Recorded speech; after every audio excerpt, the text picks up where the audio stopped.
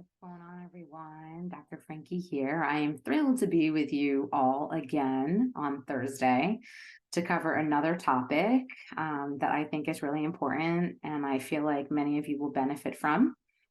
And if you yourself find it interesting, please share it with anyone that you think would benefit from it. So today I'm going to talk about why am I tempted to cheat? But before I jump into that, I want to encourage you to subscribe to my channel. Every week people are subscribing and it's growing, and I'm so grateful and thankful to you all who have been following me and subscribing and sharing about all the information that I put out there. And for those of you that are not that familiar with me or haven't heard of me at all, I'm a clinical psychologist. I've been practicing for over 2 decades. I'm also a board certified sex therapist. And I'm a matchmaker. I've been matchmaking since I was a teenager, and I'm a CEO of Little Gay Book Matchmaking, which is a queer matchmaking service, and also Little Black Book Matchmaking for heterosexuals. So I really do everything, around relationships and interpersonal relationships. And I try to educate folks on how to have healthier, happier, more fulfilling, successful relationships. It's kind of a calling. So here I am with you all again, and I couldn't do it if it wasn't for all of you following me year after year. And so let's just jump in. Here we go. Why am I tempted to cheat? This is such a good one. There's plenty of relationship advice out there about cheating. How to tell if someone is cheating on you, what to do if they are, whether it's worth trying to overcome the breach of trust, and how someone can pick themselves back up and begin to heal if they've been cheated on. However, most of this advice doesn't take into account the cheater themselves. If you've been struggling with urges to cheat or thoughts of infidelity, or if you found this to be a reoccurring thread throughout your dating life, you may feel frustrated and alone, as well as ashamed, right? Why, you wonder? Can't I stop thinking about cheating? And what do I do about it? Here's what I've learned about why people feel drawn to cheating, how you can deal with it, and what it means for you and your relationship. Maybe you just don't want to be in this relationship. It may sound overly simplistic, but sometimes things really are that simple. If you're finding yourself extremely aware of people outside of your relationship, imagining repeatedly what it would be like to steal a few hours with someone else, or even imagining an entire other relationship, it's worth asking yourself, how are you feeling about the current relationship that you're in? Even if you feel certain that you love your partner, are there other feelings there? Maybe like resentment or burnout, frustration, boredom that come to the surface when you think about it? Sometimes we find ourselves drawn to others in a relationship where unhappy in the same way that we might browse job listings while we're in an unsatisfying career that's burning us out. You may even go so far as to imagine being found out or confessing to your partner. And when you imagine them breaking up with you in a huff, betrayed, you may even feel a surprising sense of relief. If this sounds like you, it's a sign that you want to very much not be in this relationship anymore, but you feel like you can't or won't end it on your own. You may be fantasizing about providing your partner with a pretext to break up with you. As counterintuitive as that sounds, maybe the idea of being the bad guy in the sense of being a cheater feels less scary to you than having to tell someone who loves you that you don't want to be with them anymore.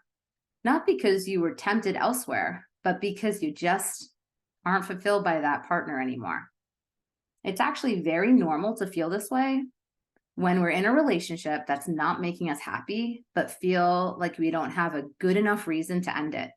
It's natural to fantasize about a kind of deus machina that will end the relationship for us.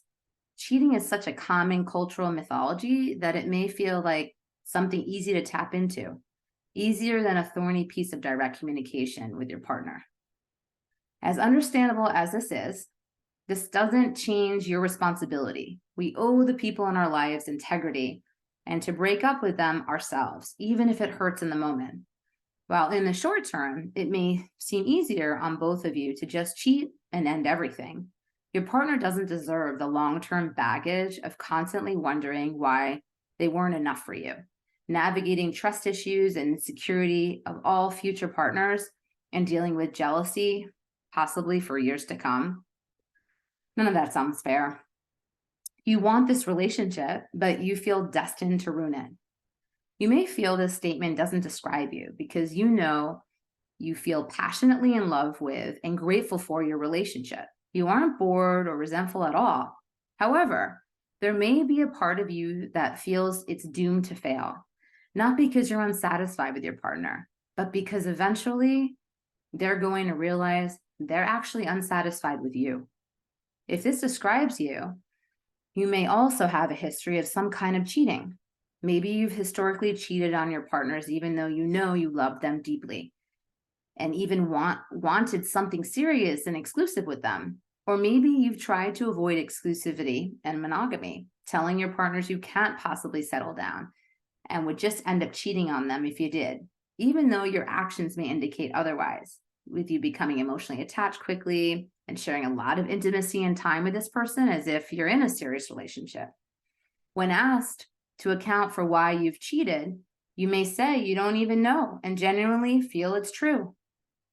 All of these are signs not of chronic cheating, although they may manifest as such, but of self-destructive inhibitory urges in relationships. This is likely linked to an avoidant attachment style or a variation of it, like fearful avoidant or anxious avoidant. Although, of course, your experience of it is likely more complex and nuanced, a simple way of putting it is that you truly feel no one worthwhile could truly love you or want to be with you if they really knew you. You're waiting for the day when your partner will realize what you're really like and leave you as a result. As a subconscious self-protective measure, you end up acting out and behaving badly on purpose. Yes, on purpose, with behaviors like cheating to accelerate this timeline and feel you're in control of it. You're proving your own internalized beliefs about your qualities as a partner to yourself, reinforcing to yourself that you're the kind of person who treats people badly and also trying to remain in control of your relationship dynamic. Although it feels bad to be left for cheating, it would feel even worse to try your hardest to be a good partner and still be abandoned because you're inherently unlovable. Something you feel certain on some level will come to pass unless you instigate the end of the relationship sooner. This has the effect of confirming all of your negative perceptions of yourself, but also provides a kind of safety. You feel reassured that your understanding of your relationship is accurate, and you don't risk true vulnerability by genuinely trying to make a relationship work and putting your heart on the line. If any of this is resonating with you, it's imperative that you seek out some kind of therapy or coaching that works with you to directly address and heal your attachment wounds. This kind of deep-seated relational pattern is common and not at all your fault, but also something that can be fixed by just becoming more aware and mindful of it. Until you deal with deeper work on this in therapy, it will continue cropping up in any of your intimate relationships.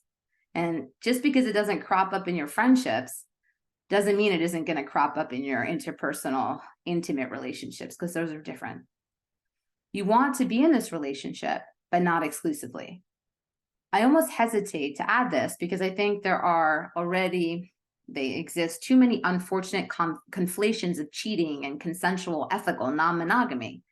It's common for people to assume that any non-monogamous dynamic is tantamount to cheating, when in fact, the harm of cheating comes from the non-consensual and thus violating nature of it. It's also common for inveterate cheaters to blame their transgressions on a non-monogamous nature, claiming that they just aren't meant to be monogamous, even implying that it was the cheated on partner's own fault for trying to force them to be monogamous against their natural way of life. Really?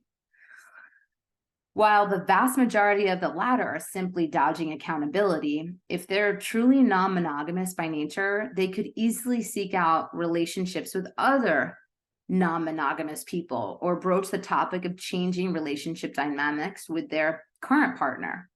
There are some people who want to build an ethically non-monogamous lifestyle and are just executing it poorly and harming their partner in the meantime. How to tell if this is you or your partner?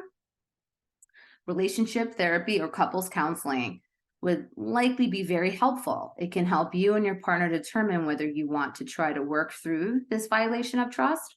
And if you do, whether your relationship to monogamy could be an element at play. In the meantime, though, try asking yourself these questions. In an imagined world where you and your partner are open or non-monogamous, and the indiscretion you've had isn't an indiscretion at all, how do you feel about your partner doing the same?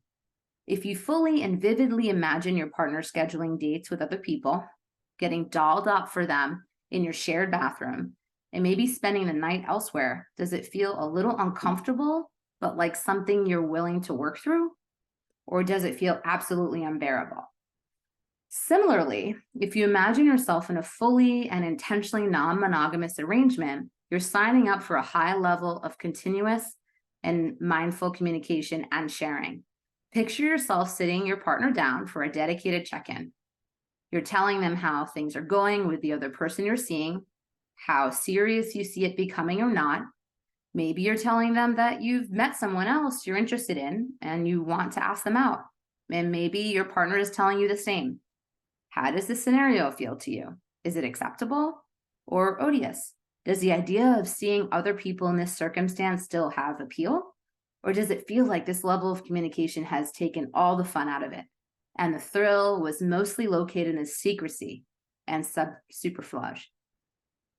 If it's the latter in either of these scenarios, it may be that you're less interested in non-monogamy than you're getting something out of the self-destructive thrill of actually lying. A relationship therapist could be helpful in discerning what it is and in helping you both figure out the next steps depending on what you decide.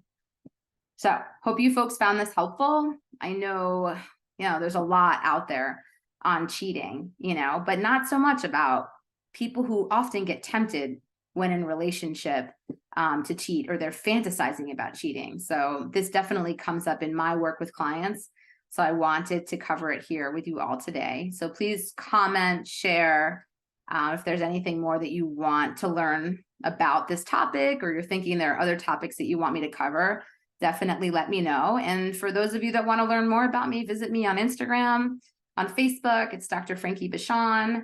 And you can also find me on TikTok. And yeah, you can find me. I'm out there. Thanks so much, everyone. Have a great week. Kisses, hugs, and I will see you next Thursday. Bye.